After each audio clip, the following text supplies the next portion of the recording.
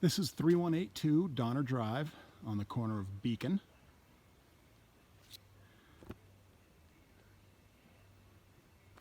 Last sold in 2017 for $150,000.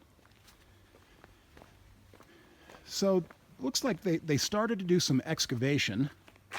See the wattle there.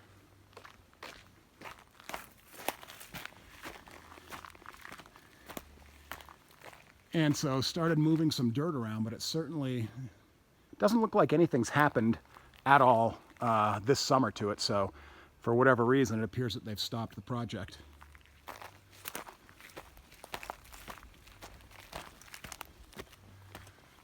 Neighbor to your right here, and then a couple neighbors behind, and then that is Beacon Road,